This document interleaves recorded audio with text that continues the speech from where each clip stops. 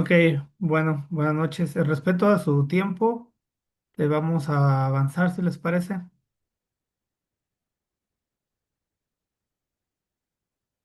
¿Sí está bien, Ana? Ok, Hiram. Bueno, miren, la intención de esta sesión de mi parte, de ser concreto, es darles una perspectiva acerca de toda esta estructura de lo que viene siendo la construcción del marco teórico. Creo que aunque todos tenemos experiencia elaborando marcos, porque pues a lo mejor en la licenciatura, en la maestría, hemos llegado a hacerlo. A veces nos perdemos con mucha facilidad, entonces la intención es como darles un poquito la perspectiva en la que se está basando el diseño instruccional de Unives, más que una perspectiva a lo mejor personal, ¿no? Sino más bien lo que nos están pidiendo y basarnos en ello para ir despejando dudas. En ese sentido, bueno, les comparto, ¿no? Aquí cuando nosotros hablamos de la construcción del marco sobre todo de los marcos, desde la perspectiva o el enfoque de una investigación cualitativa, bueno, comento que es investigación cualitativa pensando en que la mayoría de los proyectos doctorales de este tipo de programa educativo que ustedes están cursando, pues van más centrados en lo que viene siendo la realidad dinámica de analizar fenómenos sociales, ¿no? Fenómenos con personas, fenómenos sobre todo en el contexto educativo. Entonces esto nos lleva a que todo sea desde una perspectiva cualitativa. ¿Qué considero yo? Y por eso se los pongo aquí digamos, de manera muy directa, ¿no? Que considero que es uno de los errores más comunes que se cometen. Es el hecho de comenzar a construir un marco, tanto conceptual como histórico como teórico, sin tener establecidas o fijas las categorías. O sea, ¿a qué nos referimos con esto, no? Le llamamos trazabilidad y la trazabilidad pues, conlleva, ¿no? Que cuando yo esté hablando, por ejemplo, de mi propósito de investigación, que sería lo equivalente a un objetivo, ¿no? Que cuando yo hable de mi supuesto, que sería lo equivalente a mi hipótesis, que cuando yo ahonde en este caso en el marco teórico, em, y estructure los elementos de los instrumentos de recopilación de datos, que todos coincidan que están aludiendo a unas categorías que yo establecí desde un inicio. O sea, porque si no nos perdemos, ¿no? Yo, por ejemplo, podría estar hablando no sé, un ejemplo, de del tema de la deserción escolar, ¿no? Por ejemplo, a partir de la reprobación, ¿no? O sea, imaginemos que ese es mi enfoque, esas son mis dos categorías. Pero conforme, y a lo mejor yo inclusive en mi supuesto de investigación, ¿no? Digo que la reprobación es un elemento que impacta directamente en la deserción escolar, ¿no? De la universidad o de la institución Chuchito Flores, número 79 de la población de no sé qué. Ok, ese es mi supuesto. Pero cuando yo empiezo a hacer mi marco, empiezo a hablar o a perderme en el hecho de la deserción como tal, empiezo a hablar de la deserción, empiezo a hablar de la deserción por el enfoque económico, empiezo a hablar de la deserción por elementos de inseguridad y así me voy abriendo, ¿no? De muchas maneras y me emociono tanto que llega un punto en que no toco el tema de la parte en mi marco, no hay teoría acerca del tema de lo que viene siendo la reprobación. Entonces ya ahí me perdí, ¿no? Y si yo en todo lo que viene siendo mis preguntas, por ejemplo, que aluden o que son parte inherente de una entrevista o de un formatito de observación participante, y yo, o a lo mejor en alguna cuestión de otro elemento de recopilación de datos, y yo le pregunto, por ejemplo, a un docente, bueno, ¿y sus alumnos por qué desertan, no? Ah, pues porque problemas económicos. Ah, ok, ahí lo anoto yo. Y entonces empiezo con esto y cuando llega el momento de revisar todo, me doy cuenta de que no alimenté y no tengo elementos con que sustentar el hecho de la reprobación. Ok, todo es interesante, sin duda, pero no lleve una trazabilidad ahí importante, coherente, y eso nos lleva a perdernos. Entonces, ¿con qué debo empezar o en qué debo de basar la construcción de mi marco? En las categorías. Entonces, si yo tengo dos categorías, que una que es, por ejemplo, reprobación y la otra que es deserción, pues puedo establecer como subcategorías o ramitas, y esas ramitas, por ejemplo, en mi marco, cuando si empiezo a hablar, por ejemplo, de marco, por ejemplo, teórico, estaría hablando de cuáles son las teorías que me hablan de la reprobación, cuáles son las teorías que me hablan de la deserción. Y puedo hacer como subcategorías y subtemas, ¿no? Pero estoy concentrado en eso. Desde la perspectiva histórica también, desde la parte conceptual, con mayor razón, ¿no? En primera, ¿qué es deserción? Entonces, esto me va a permitir llevar un hilo coherente, lógico, metódico, que me va a facilitar que las cosas se vayan dando. Y no, bueno, si les había pasado, yo de estudiante me llegué a frustrar mucho de que yo sentía que tenía mi supermarco teórico bien hermoso y vasto, y me lo revisaban y me decían, no, es que no estás hablando aquí de lo importante. Y me daba coraje y digo, ¿cómo no?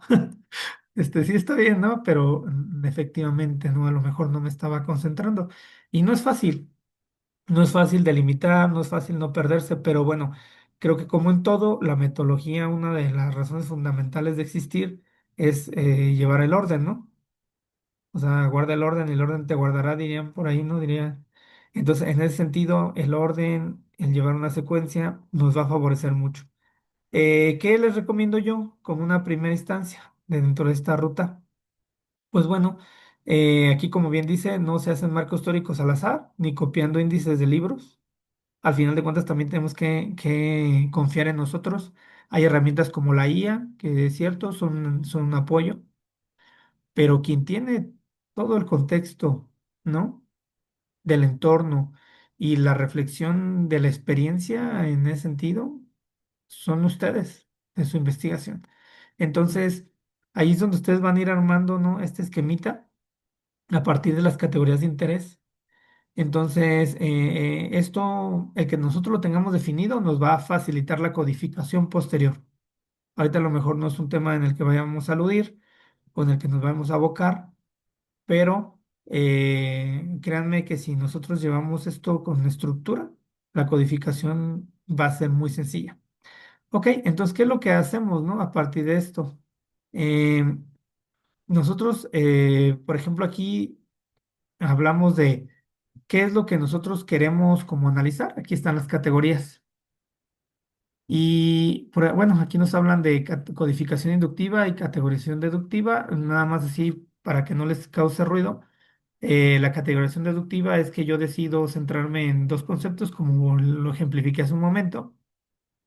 Y la codificación inductiva es cuando a raíz de este análisis de manera muy natural empiezan a emanar conceptos que no tenía contemplados, pero que son importantes, ¿no? Entonces, a lo mejor, no sé, se me ocurre que cuando yo esté revisando la deserción, quizás un elemento fundamental a lo mejor sea la parte del acompañamiento tutorial, ¿no? Que alguien, el alumno se acerca y empezamos a ver que sí tiene, que hay figuras que son, digamos, más que de autoridad, como de inspiración o como de referencia, y que dependiendo de esa interacción con los alumnos, pues puede ser que rescates a un alumno o que lo termines de aventar para que se vaya, ¿no? Y a lo mejor en un principio no lo había contemplado, resulta que sí es importante, entonces lo empiezo a notar, ¿no? Y por eso se llama codificación inductiva, porque emana, ¿no? Desde adentro de nuestra investigación. Pero ahorita de momento, para no, luego yo me emociono también y no hacerles perder el camino, concentrémonos en la categorización deductiva, es decir, las categorías que ustedes eligieron. Como tal, aquí tenemos esta ruta que nos habla de testimonios, obviamente son los datos, que es como si hiciéramos un previo. Luego nos habla de los códigos, estoy pensando en la sistematización, pero en este proceso lo que nosotros vamos a centrar es en las categorías, que son nuestros ejes para los marcos, ¿no? Y estas categorías, al tenerlas como eje, nos van a permitir ir vinculando los conceptos claves y, por supuesto, la redacción de marcos. Es decir, la categoría es el puente, ¿no? Entonces, que une como tal en un contexto, ¿no? A la realidad con la teoría. Pero, ¿cuáles son las diferencias fundamentales entonces o de qué va cada marco? Ok, bueno, lo primerito, como mencionaba hace un momento, es que yo tengo que y ubicar mis categorías de análisis. ¿Ok? En base a mis categorías de análisis, por ejemplo, este es mi contexto, mi tema es la sana convivencia y los riesgos sociales en estudiantes de secundaria. Ese es mi tema. Mi pregunta es, ¿cómo interpretan los estudiantes los factores que afectan la convivencia escolar? A partir de esto, a lo mejor yo supongo que estructuré algunas categorías: convivencia escolar, riesgos sociales y estrategias de autocuidado. Entonces, estos tres puntos van a ser mi guía cuando yo me meta aquí, al tipo de marco. ¿Ok? Tengo que hablar de convivencia escolar desde el concepto, desde la línea cronológica histórica y desde la parte de la teoría que habla de la convivencia. Lo mismo con los riesgos sociales, lo mismo con las estrategias de autocuidado. ¿Ok? Entonces, por ejemplo, aquí me habla de una categoría, ¿no? Riesgo social, ¿sí? O sea, me la pone como un ejemplo, riesgo social. Entonces decimos, en el marco, ¿no? En el marco conceptual, ¿qué responde, no? El marco conceptual nos dice, ¿qué significa exactamente esta palabra para mi investigación? ¿Ok? No es un glosario, eso sí, no tal cual. Lo tengo que desarrollar el concepto. Entonces, ya que, ¿cómo abordo mi categoría de riesgo social? Bueno, pues empiezo por abarcar como tal la definición de qué es el riesgo social y también separar lo que no abarca como tal. Entonces hago como podríamos decirlo, ahondo en una explicación sobre el concepto un poquito más profunda y eso es lo que en lo que debo de enfocarme para mi marco conceptual. Cuando abordo esto desde la perspectiva de un marco histórico, mi pregunta ya no es, ok, ¿qué es el riesgo social, no? Sino es, ¿cómo ha evolucionado en el tiempo este fenómeno hasta llegar a la actualidad? ¿Sí? ¿Cómo ha evolucionado? Entonces, yo puedo decir, bueno, mira, los riesgos sociales en los años 90 se consideraba esto, ¿no? Ahora son estos. Por ejemplo, anteriormente, pues no había redes sociales, entonces no había ciberacoso, ¿sí? Ahora vemos, nos asustamos porque vemos que cada día hay pues cosas que a lo mejor ya hasta para nuestra edad no entendemos, aunque creamos que sí, como el tema del uso de Roblox y algunos juegos para con los niños más pequeños. Hay cosas que de repente escuchamos términos y decimos, bueno, ¿de qué nos hablan, no? Entonces, sí, sí, es eso, ¿no? La línea cronológica de estos riesgos sociales y cómo han evolucionado en el tiempo. De eso me toca hablar en esa parte del marco histórico. Cuando me toca la parte del marco teórico, entonces empiezo a hablar de la teoría. ¿Cuál es la teoría que sustenta al riesgo social? Entonces aquí decimos, mira, ¿qué teoría o autor explica el por qué ocurre este fenómeno del riesgo social? Entonces, aquí decimos, usar la teoría del aprendizaje social de Bandura para explicar por qué los alumnos replican conductas de riesgo que ven en su comunidad y que obviamente anteriormente, o sea, anteriormente lo veían, digamos, in situ, ¿no? En el ejemplo de alguien más. El problema ahora es que lo ven, pues lo pueden ver vía remota, ven videos, ven cosas, retos, ven cosas que son tendencias, ¿no? Y que no se limita solamente, antes decía un docente, ¿no? Este alumno está actuando mal, ¿qué verá en su casa? Es agresivo porque ve esto en su casa, o dice esta palabra porque su papá la dice.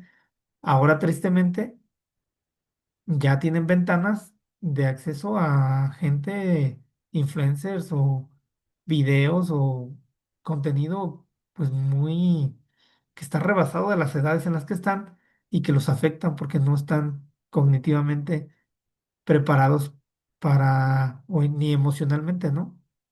Su cerebro no está preparado para cierto tipo de información. Entonces, pues bueno, es un ejemplo.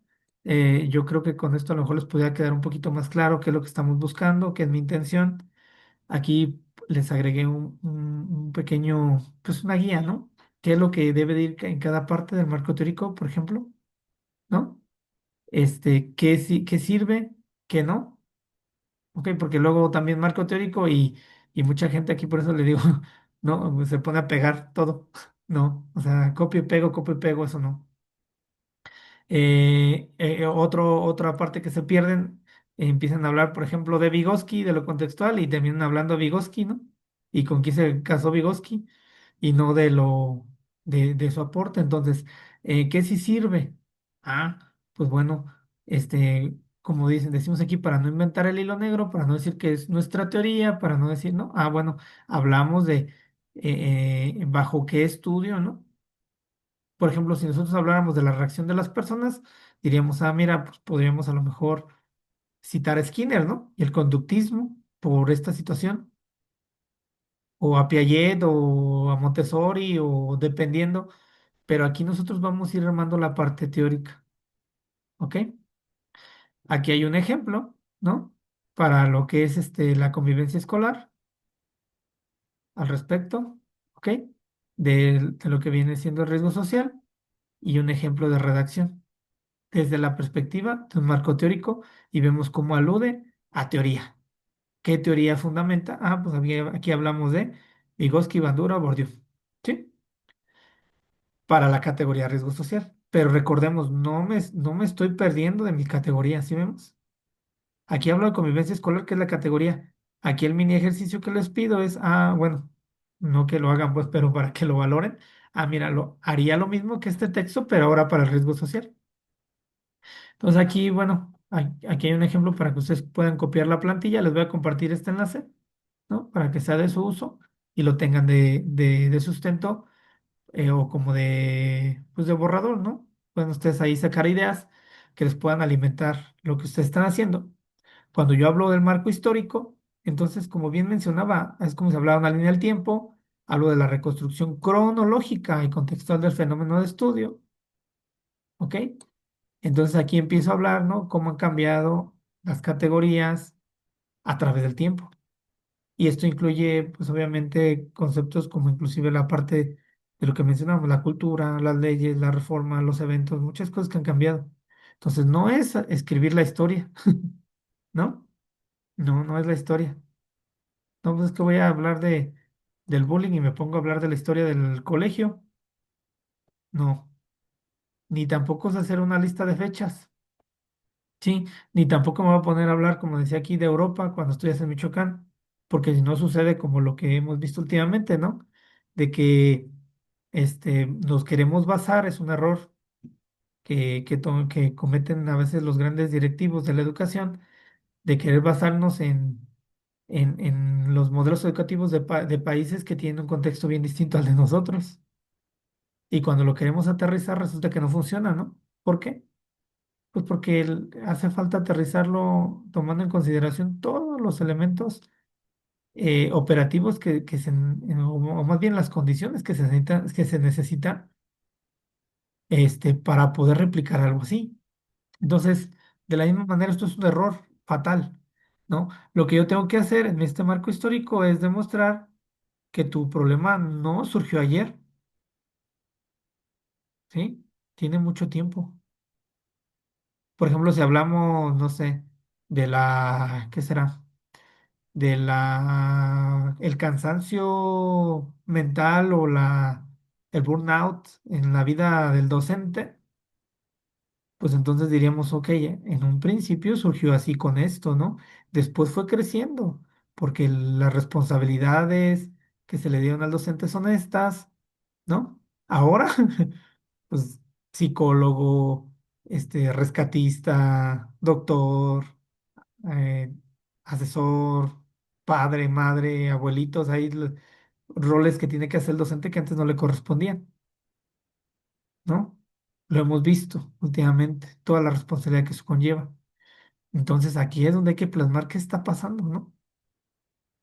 Por otro lado, aquí nos habla de la contextualización de las respuestas de los participantes. Aquí un ejemplo, docentes viejos contra, bueno, no sé si la palabra sea correcta ahí, viejos experimentados, ¿no? contra jóvenes o con poca experiencia, y esto nos da otra línea, ¿no? Otra visión de lo mismo, la parte histórica. Y bueno, ejemplos de esto también. Aquí hablamos históricamente, el tratamiento, la convivencia escolar, bla, bla, bla, bla, bla, bla, ¿no? Y finalmente, ¿no? Marco conceptual, que son las actividades que están viendo esta semana. Aquí, lo que estamos buscando es que más allá de considerarlo un glosario, es un glosario analítico o un diccionario a profundidad, donde tenemos que ser muy precisos a nivel quirúrgico de cuáles son, como tal, el significado que le estamos dando a los conceptos que estamos usando para evitar ambigüedades.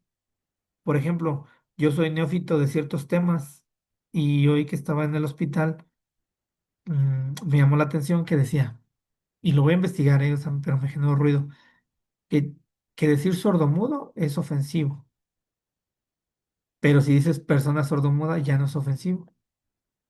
Y yo así como, bueno, pues lo tengo que investigar. No, no puedo dar una opinión, pero digo, debe tener, ¿no? Como tal, algo debe tener de esto, ¿no? Que si yo hiciera una investigación de esto o quien lo definió, pues sin duda tiene claro el por qué para evitar ambigüedades. Entonces esto, como tal, me permite a quien hable de estos conceptos usarlos de la manera correcta. Entonces esto es lo que vamos nosotros a ir estableciendo. Porque, por ejemplo, habrá quien diga el aprovechamiento escolar y diga, son las calificaciones. Cuando a lo mejor yo diría, no, para mí el aprovechamiento escolar no son las calificaciones. Entonces, ¿qué es? Ah, ok, entonces tengo que dejar claro qué es para mí esa parte. Entonces, todo esto, como tal, va a terminar, bueno, aquí hay unas guías, vuelvo a comentarles, que les pueden servir a ustedes. Aquí son unas plantillas, ¿ok? Que ustedes, bueno, fácilmente, como les menciono, pueden copiar y pegar en su texto y ahí basarse. Y, bueno, por ejemplo, miren, aquí mini generador de esquemas y aquí, ¿sí ven? Un esquemita, ¿ok? El marco de referencia con respecto a la categoría, con respecto al riesgo social, podrían ser estas y así. Como les digo, ¿de qué depende nuestro índice? De nuestras categorías. Y yo creo que esto les puede servir muchísimo, ¿no? Es bueno, espero yo. Eh, no sé, bueno, les voy a compartir esto. ¿Alguna duda? ¿Comentario? ¿No? ¿Todo Bueno, yo bien? sí, doctor, yo sí. Yo Adelante. comentario, nada más vengo manejando, una disculpa, Ah, no hay problema. vengo saliendo de mi escuela rumbo a casa. Sí, sí me dio luz, doctor, esta sesión, debido a que también en la mañana estaba leyendo las indicaciones y no me quedaban claras, así como lo venía mencionando al inicio de la sesión, el día Ujú. de hoy. Entonces, con esto, aunque no podía ver todas las diapositivas, pero sí, sí me iba imaginando, iba construyendo, cómo voy a empezar a trabajar el marco conceptual. Muchas gracias, doctor. Mira, buen comentario y te agradezco mucho. Y yo les voy a compartir el enlace a esta, digamos, a este contenido en vía plataforma para que ustedes ya con calma lo puedan, digamos, abordar de mejor manera. Y también les voy a compartir la grabación de esta sesión para que igual lo puedan retomar cualquier duda que por ahí les vaya surgiendo. Y bueno, yo espero tener una sesión con ustedes a lo mejor en una semana para afinar detalles. Y adelante, Ana. Ay, buenas noches, doctor. Buenas noches. A mí algo que me cuesta trabajo es como, desde la perspectiva de cómo usted lo explica, lo entiendo muy bien, Ujú. pero como que cuando estoy desarrollando mi trabajo, le batallo mucho como con la redundancia. O sea, Ok. de repente me siento un poquito que estoy como hablando de lo mismo en como estos tres marcos. ¿Qué me sugiere como en esa parte? Y luego mi segunda pregunta es, o sea, entiendo muy bien lo de como la relevancia de las categorías, pero creo que a mí lo que me está pasando es que como mi fenómeno es el uso de la inteligencia artificial generativa en educación, este, me pierdo un poquito como en el nivel de concreción, o sea, qué tan concretas, qué tan específicas tienen que ser estas categorías, sobre todo porque según yo en uno de mis objetivos también se hablaba como de, por un lado, la caracterización de las prácticas, es decir, la manera en que los estudiantes la utilizan, y me preocupa que siento que es un fenómeno como muy complejo. Ah, ok. Lo que pasa es que hay que acotar. O sea, es muy grande, pero hay que acotar. Por ejemplo, por lo poquito que me estás comentando, se me ocurre que una categoría sea el uso, ¿no? De Ajá, la IA en estos ajá. estudiantes, y por otro lado sería a lo mejor su contribución a su aprendizaje. Ujú. Sí, o sea, la parte de resultados, o sea, yo partiría de buscar a lo mejor las mejores palabras que aludan a estos dos sentidos Ujú. para entonces sí poder relacionarlos. Y, Y no me saldría en ningún momento mi marco, ¿no? De hablar, por ejemplo, del uso de la IA en los estudiantes. Iría, por ejemplo, en primero que, por decir que si hablo de lo conceptual, pues qué es la IA, ¿no? ¿Qué es todo este ajá, rollo? eso es lo que le iba a Sí, preguntar. O sea, el primer concepto sería como primero enmarcar solo inteligencia artificial generativa ujú, sí, para luego hablar como de sí, los usos. sí. Ok. Pero los usos no en general, que ahí es donde uno se pierde. Los usos en educación, Ajá, los usos en los estudiantes, porque me puedo ajá. meter en los usos de los docentes, no. O sea, Claro, por porque, eso hay que concentrarse. Entonces, un estudiante, ¿para qué usa la IA? ujú. Y ahí es donde empiezas a Por segmentar. ejemplo, yo tenía como otra de mis categorías como la parte ética, pero también, o sea, tengo varios de los estudios que hablan en concreto sobre el plagio. Ah, sí, pero, por ejemplo, es parte del uso. Los alumnos lo usan para plagio. Ok. Muchos lo usan Aunque para está plagio. relacionado con la ética, o entonces no separo la parte de la ética. Pues es que yo, bueno, desde mi visión muy corta, porque obviamente tú es la que tienes el contexto más amplio, yo lo que haría es que lo separaría en estos dos, el uso. Y Ok. en el uso está la ética, pero como una subcategoría para mí. Y por otro lado estaría el aprovechamiento, ¿no? Y cuando hablo de aprovechamiento, a lo mejor mejoran sus calificaciones, pero realmente están aprendiendo, ese es otro elemento. Entonces yo tendría que ver el aprovechamiento o ponerle o el desempeño o así, ¿no? O O el los marco de las resultados. competencias, ¿no cree que podría ser mi otra? O sea, según yo, mis dos categorías eran como el uso y mi segunda era como las competencias o la literacidad o la alfabetización, pero en concreto sobre esta herramienta, ¿o no? Sí, también podría ser. O sea, valóralo bien y ponle, pues en este caso, el nombre que considere sea más pertinente. Pero vemos claro que hay dos campos ahí que hay que unir, ¿no? Uno es Ok. causa y el otro resultado. Y aquí pues nada más hay, por ejemplo, si ves los conceptos, ya vemos que está claro. Si vemos la parte teórica, bueno, ¿qué sustenta la IA? ¿Cuáles son las teorías que sustentan todo esto? Eh, y ese es otro rubro. Y si hablamos de lo histórico, bueno, ¿cómo se ha ido comportando el uso de esto hasta ahora? Yo, por ejemplo, pues empecé a usar IA como tal hasta hace un año. Yo inclusive yo siendo docente, yo doctor, ya con mi edad, pero yo veo que mis hijos que van en primaria y mi niña en secundaria ya usan IA para hacer sus tareas. Entonces vemos que ahí hay un área muy abierta de uso que todavía tiene sus lagunas. A lo mejor se cierran las sesiones y se cierra, vuelven a entrar al mismo enlace. Porque me queda menos de un minuto. Ah, pero compartía, ¿no? Entonces, ya cuando hablo cronológicamente o históricamente de cómo ha cambiado esto, entonces en la parte del marco histórico, pues nos damos cuenta de que